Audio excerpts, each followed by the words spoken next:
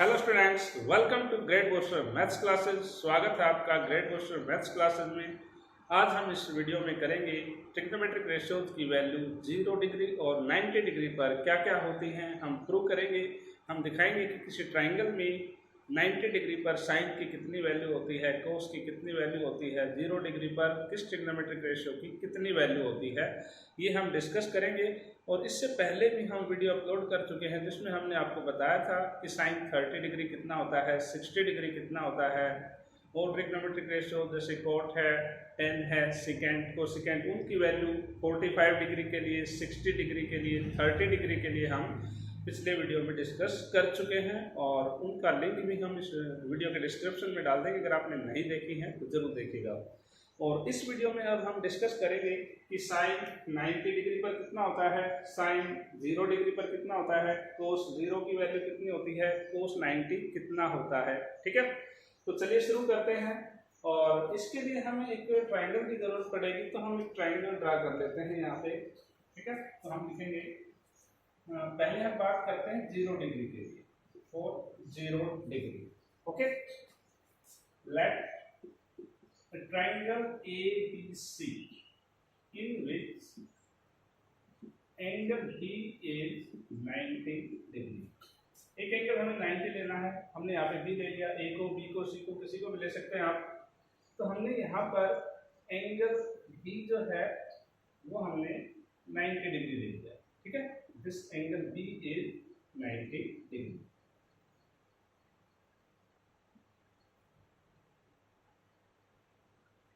ए B C, इस तरह से हमने इस ट्राइंगल का नाम लिखा है A B C. Angle B 90 degree है और हम चाहते हैं कि हम 0 डिग्री पर ट्रिग्नोमेट्रिक रेशियोज की वैल्यू फाइंड आउट करें। ठीक है, तो यहाँ पर जैसे हम इस एंगल की बात करें, इसको हम थीटा ले लेते हैं। ठीक है, sine A, cos A, tangent A, cot A, कुछ भी हम ए के लिए हम कैलकुलेट करना चाहते हैं। अब यहाँ पर जो है ये थीटा जो है वो 0 नहीं है, ये कुछ ना कुछ वैल्यू है इसकी, 0 से बड़ा है, एक्यूट एंगल है ये, 0 90 के बीच में है। अगर हम यहाँ पर इस थीटा की वैल्यू कम करना चाहें, अगर हम यहाँ पर, अगर ये पॉइंट हम यहाँ की बजाय यहाँ ले लें तो एंगल ये हमारे पास और छोटा बन जाए इससे। ठीक है, अगर हम यहाँ पर ले लेते हैं तो एंगल और छोटा हो जाता है। इस तरह से अगर हम इस हाइपोटेन्यूज को और नीचे लेते जाएं, इस पॉइंट को इस साइड के ऊपर नीचे लेते जाएं, तो जो एंगल है हमारे पास, ये एंगल जो है वो स्मॉलर स्मॉलर स्मॉलर होता जा रहा है। ठीक है, एंगल ए की वैल्यू जो है वो डिक्रीज होती जा रही है। और हम इसको अगर प्रोसेस को लगातार करते रहें तो एक टाइम ऐसा आएगा कि जो थीटा की वैल्यू है वो ऑलमोस्ट 0 हो जाएगी। ठीक है, यानी कि ए सी और ए बी कोइंसाइड हो जाएंगी। जब थीटा डिक्रीज होता जाता है, हम लिखेंगे यहाँ पे एज थीटा डिक्रीजिंग। यहाँ पर थीटा की बात, हम एंगल ए की बात कर रहे हैं, एंगल ए लिख लेते हैं ब्रैकेट में, decrease then it almost becomes 0 और यू कैन से नियरली 0।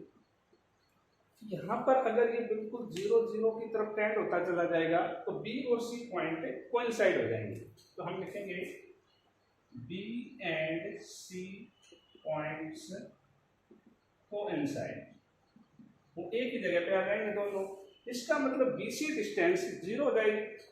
इसका मतलब BC इज नियरली 0।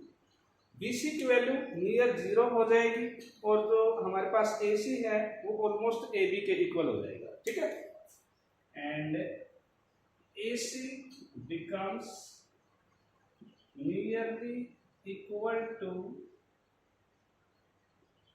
E।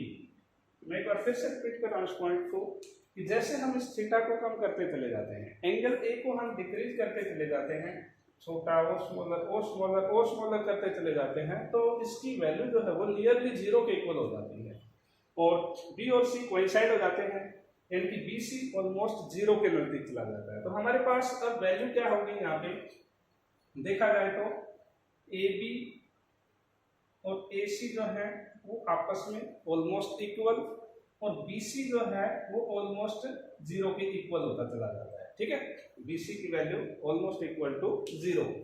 तो अब हम ट्रिग्नोमेट्रिक रेशियोज की वैल्यू फाइंड आउट करेंगे। ठीक है, अब sign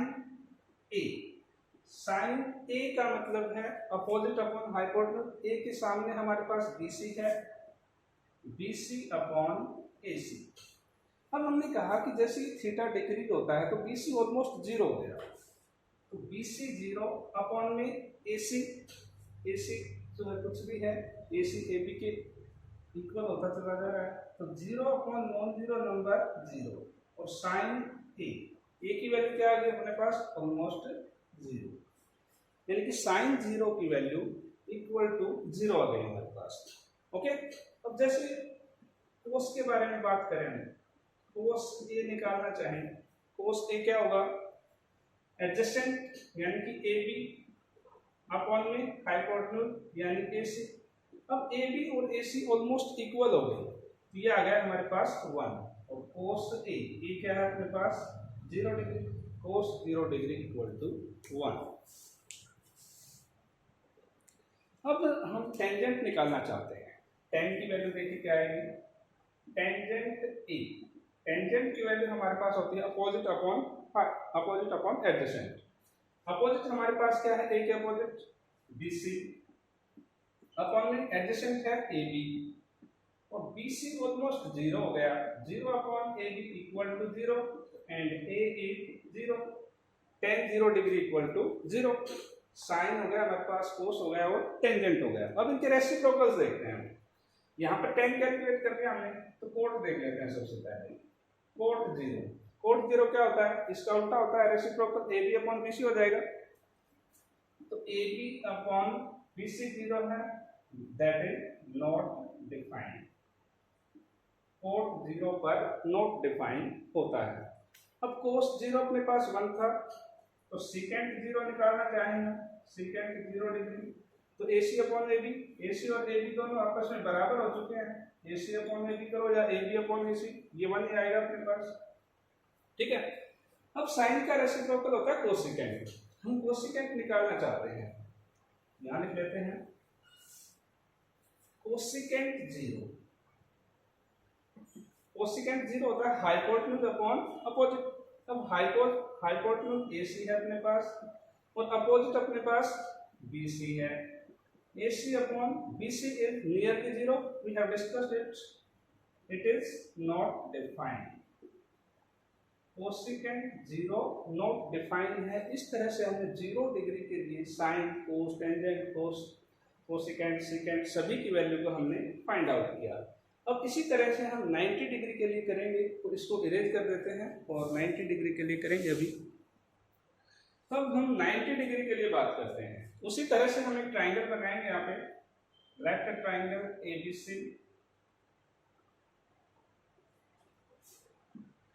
ABC and angle B is 90.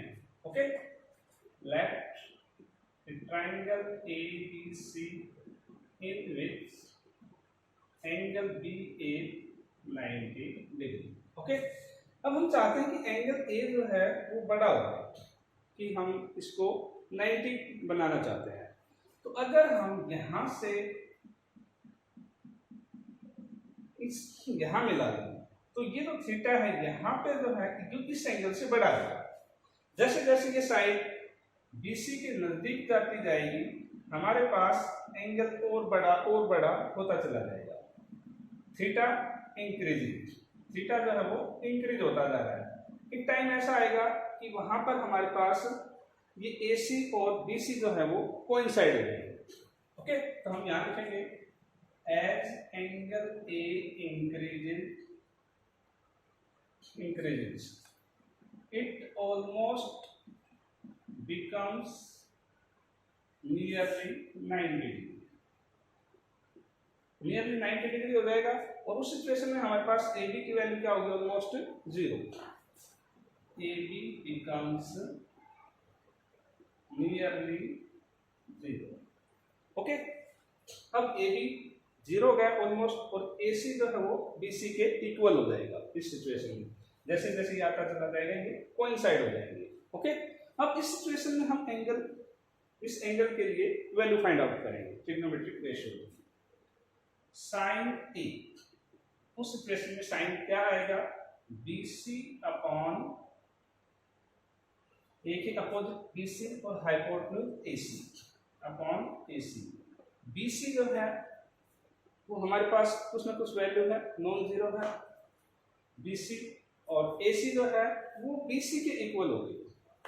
BC upon AC को हम लिख सकते हैं BC, क्योंकि जैसे जैसे ये साइड यहाँ पे चली जाएगी AC, तो AC और BC ऑलमोस्ट इक्वल हो जाएंगे, तो ये कैंसिल होकर के आ गया 1। साइन A की वैल्यू 1 आ गई, और साइन A एंगल कितना है उस वक्त 90 degree, sine 90 equal to 1। Okay, अब हम कोस के लिए करते हैं। कोस A क्या आएगा हमारे पास, AB upon AC,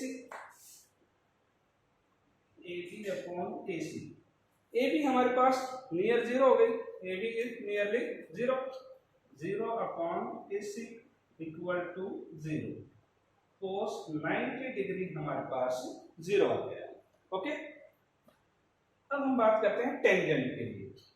tangent A के अपोजिट BC, A के एडजेसेंट AB, इन दोनों का रेशियो होता है हमारे पास ये। ओके, BC अपॉन AB जो है वो उस वक्त हमारे पास क्या बन गई है, almost 0 upon 0 equal to not defined, यानी टेंजेंट जो है 90 डिग्री पर नॉट डिफाइंड है। ओके, अब हम तीनों के रेसिप्रोकल निकालेंगे। Cosecant A hypotenuse AC upon में BC। ओके, AC और BC दोनों ऑलमोस्ट इक्वल हैं, AC अपॉन दोनों का हम BC अपॉन BC लिख सकते हैं इक्वल टू 1। कोसेकेंट 90 डिग्री आपके पास 1 आ गया। ओके, फिर हम बात करते हैं सेकेंट 90 डिग्री। सेकेंट 90 डिग्री कोस का रेसिप्रोकल होता है, ठीक है, ये 0 है, 1 अपॉन 0 करेंगे, अनडिफाइंड आएगा, या फिर दूसरे तरीके से हमारे पास हाइपोटेन्यूज AC अपॉन में एडजेसेंट AB, और AB ऑलमोस्ट 0 है, so not defined. Secant 90 degree is not defined. Okay, तो हम कोसेकेंट निकाल चुके हैं, सेकेंट निकाल चुके हैं, टेंजेंट, साइन, कोस, कोट रहेगा। कोट निकालो, cot 90 degree AB upon BC। AB हमारे पास 0 है, upon BC non zero equal to 0।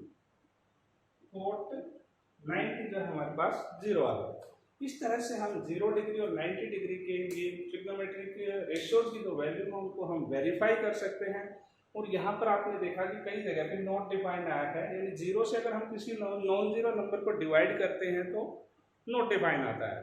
और एक वीडियो मैंने अपने चैनल पर अपलोड कर रखी है जिसमें ये दिखाया गया है कि किसी नॉन जीरो नंबर को 0 से डिवाइड किया जाए या 0 को 0 से डिवाइड किया जाए तो क्या आता है, उसका लिंक भी हम डिस्क्रिप्शन में डाल देंगे, और ज़रूर देखिएगा कि बहुत ही इंटरेस्टिंग वीडियो है। ओके, तो इस वीडियो में इतना ही। Thanks for watching and have a nice day.